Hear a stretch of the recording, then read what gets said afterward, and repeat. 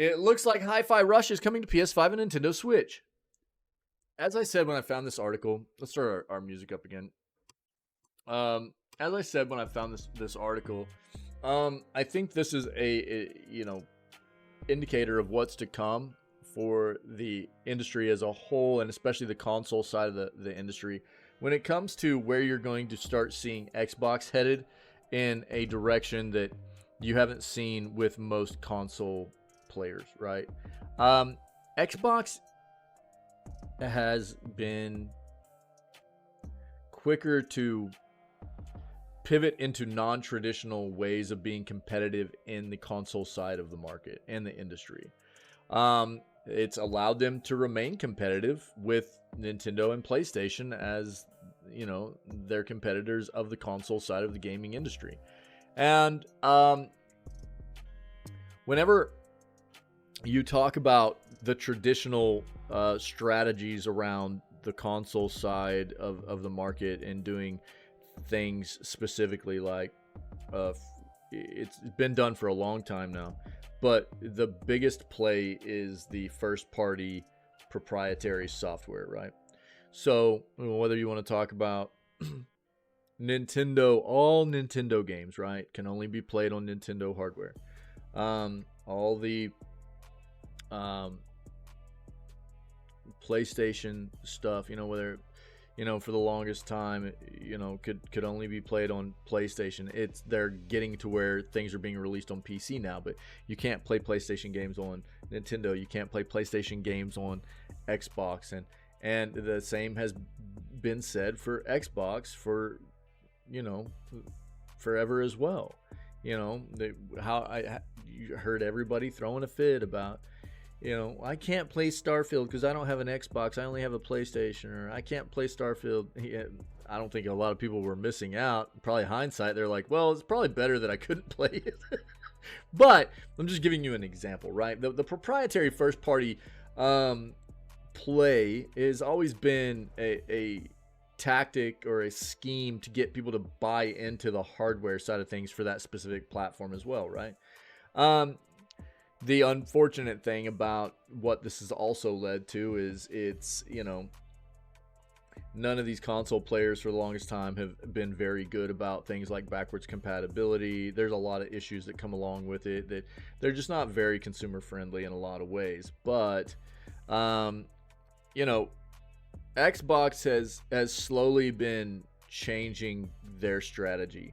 They have been forever really only been selling about half as much hardware as Nintendo and PlayStation, half as much proprietary software as Nintendo and PlayStation.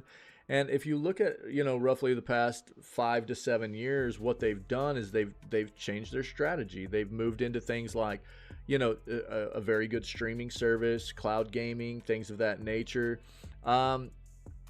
And I think that what you're going to start seeing with Xbox, and this is an indicator of such a strategy, is they're more worried about now their brand being accessible, their titles being accessible everywhere. They want you to be able to see Xbox everywhere. They want you to be able to access Xbox everywhere. They want to be the brand that people can't look at anymore and go, why can't I play Xbox titles on my hardware? As opposed to everybody saying, what, if I've got a PlayStation, why can't I play, Nintendo titles on my PlayStation? Why can't I play Xbox titles on my PlayStation or whatever? They don't want to be seen in that light anymore. They want their brand out there. They see this as the more accessibility, the better for them, as far as it gets their brand in front of people. It also means more sales, right? All the way around, this is good for Xbox. So they're moving in a different direction than these, Nintendo and PlayStation have ever been. They've been moving this way for quite some time. And I think that this is where you're going to see Xbox really have an entirely different direction in what we've ever seen a console player have before. what it, is it going to be a good play? Time will tell. Time will tell. It's definitely different.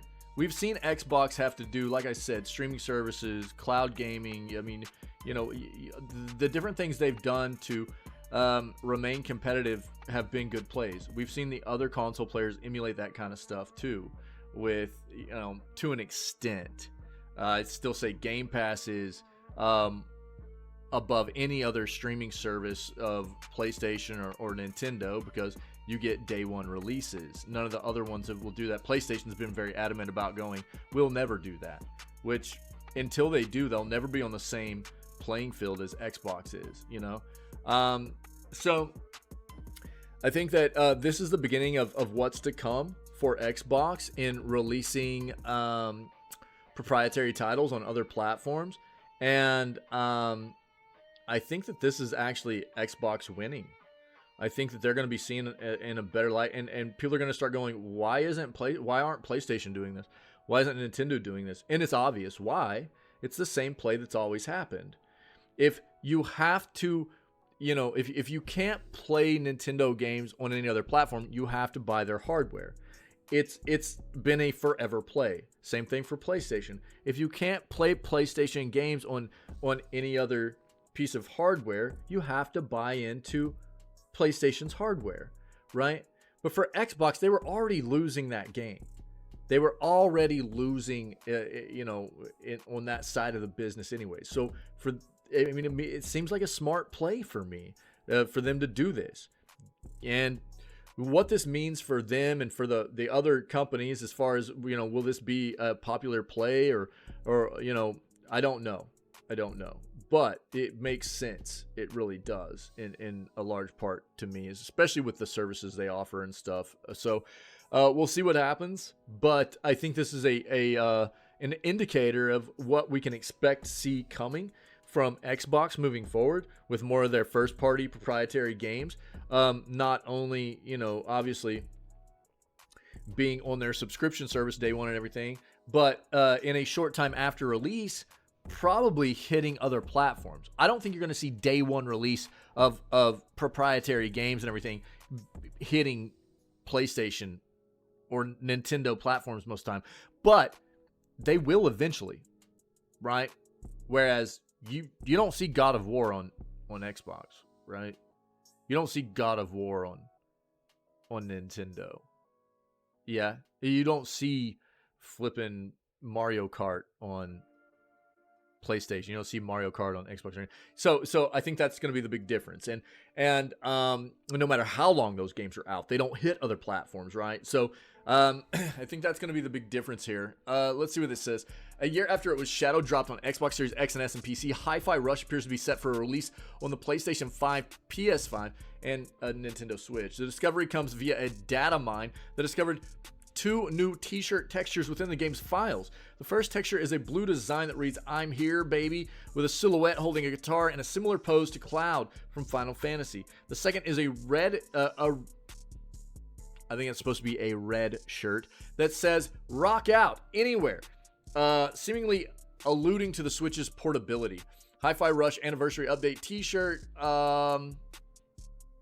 texture, platform exclusive designs. Data mines seem to suggest that PlayStation Switch port is happening.